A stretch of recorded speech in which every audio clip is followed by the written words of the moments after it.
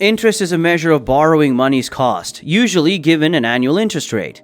It is one of the most important tools that central banks have in their arsenal to reduce the rate of inflation.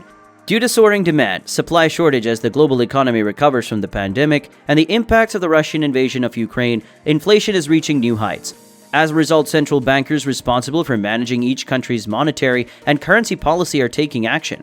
Hello and welcome back to the Finance Guardian channel. We are experiencing an increase in interest rates across the board, which has implications for how we spend and save our money. Central banks worldwide have increased interest rates in response to rapid inflation, including those of the European Central Bank, the Bank of England, and the Federal Reserve of the United States. So for today's video, we will talk about these rising interest rates and some of the main ways our finances are affected. So hit that subscribe button and the bell beside it, and let's get started.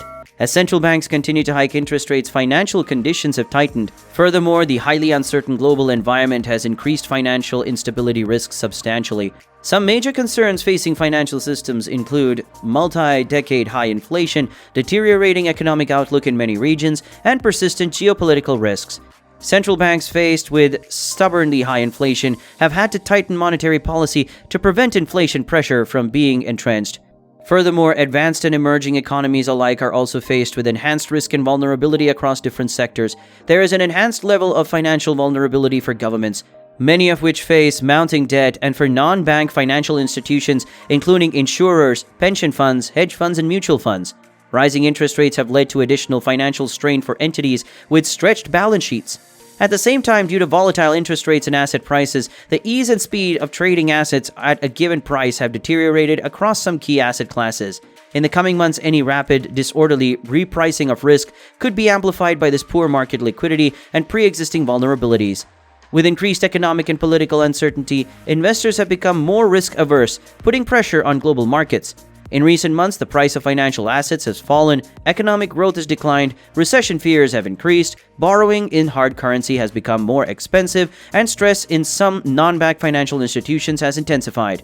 Many countries and companies are already facing their highest borrowing costs in over a decade, and bond yields rise commonly across credit ratings.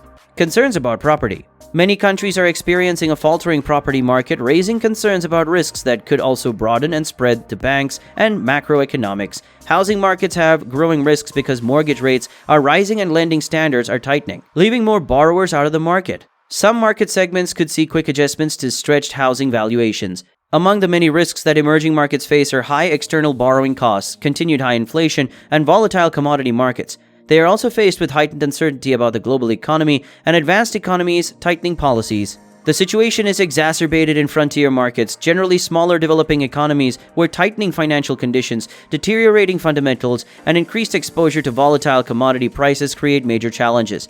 The investment community has so far continued to differentiate among emerging economies. While many frontier markets are at risk of sovereign defaults, many of the largest emerging economies have shown greater resilience to external vulnerabilities. However, foreign investors have again retracted from emerging markets after stabilizing outflows during last year's first half. There has been a significant slowdown in the issuance of bonds in US dollars and other major currencies in emerging and frontier markets since 2015. Frontier market issuers will have to find alternate funding sources and/or seek debt restructuring and reprofiting without better access to foreign financing. High capital and ample liquidity buffers have bolstered the global banking industry. However, the IMF's global bank stress tests warn that these buffers may not be enough. Almost 29% of emerging market banks by assets would breach capital requirements if financial conditions tighten sharply next year, leading to a global recession and high inflation. According to the stress test, most banks in advanced economies would fare much better than emerging economies. Global corporations are also under much pressure due to the challenging macroeconomic environment. As credit spreads have widened considerably and high costs have eroded corporate profits, bankruptcies have already begun to increase for small firms due to increased borrowing costs and diminished fiscal support. Now, what is the impact of interest rates on my personal finances?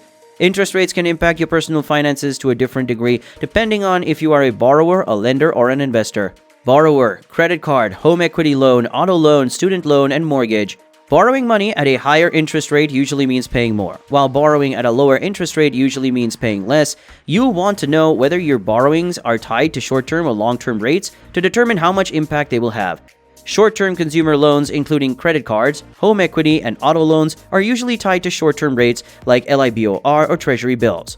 On the other hand, longer-term loans, such as student loans and mortgages, are based on the 10-year Treasury bond rate.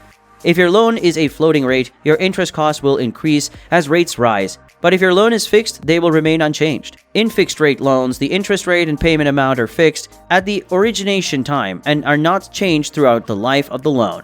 A variable or floating-rate loan has a rate set at a spread over an index that is reset at periodic intervals and therefore can rise or fall with the loan amount. Nonetheless, rising rates may have other repercussions, particularly for the housing market.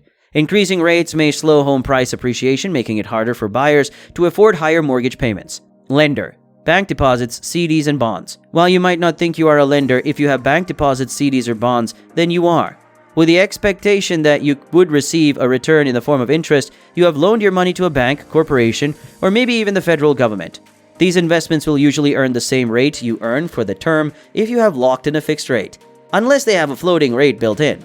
In a rising interest rate environment, however, you can reinvest your funds at higher rates when your original loans mature.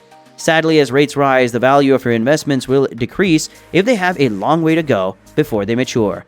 Since the general level of rates that the rest of the market demands increases, your fixed-rate loans or bonds become less attractive and therefore has to carry a lower price.